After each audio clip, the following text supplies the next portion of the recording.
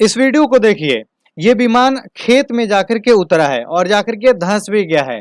इसमें 83 यात्री सवार भी थे, लेकिन पायलट ने जानबूझकर के खेत में क्यों उतार दिया?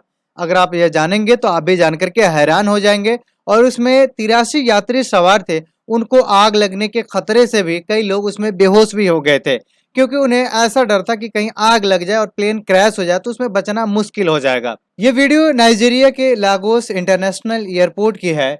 वहां पर डाना एयर की MD-82 जो उतरने वाला था, उससे पहले उसका नोज गियर टूट गया था। अब नोज गियर उसका जो अगला होता पहिया होता है, मतलब कि लैंडिंग के टाइम में जो उसका पहिया खुलता है, अगला पहिया, उसी को नोज गियर बोलते हैं। और वही नोज गियर टूट गया था।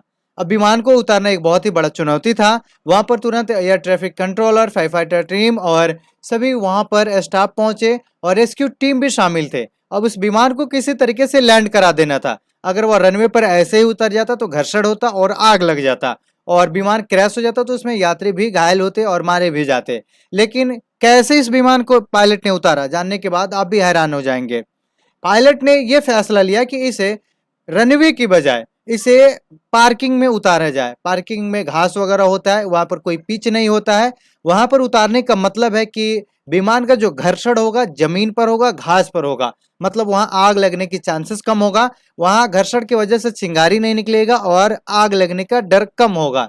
और यही कारण है कि पायलट ने तुरंत उसे पार्किंग में ही उतारने का फैसला ले लिया, मतलब कि रनवे के बगल में जो खाली एरिया था वहीं पर उतारने का फैसला ले लिया। उसमें 83 यात्री सवार थे। जब यात्रियों को पता चला कि अगला नोज गियर टूटा हुआ है तो घबराने लगे। घबराने की वजह से कई यात्री बेहोश भी हो गए थे। अब इस फ्लाइट को किसी तरीके से पायलट ने उतार लिया। वहां पर सभी टीम भी मौजूद थी। अगर किसी तरीके की आग लग जाता तो वहां पर रेस्क्यू भी कर लिया जाता।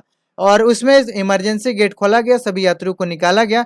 उसमें किसी भी यात्री को कोई नुकसान नहीं हुआ। सभी यात्री सुरक्षित बाहर निकाल लिए गए।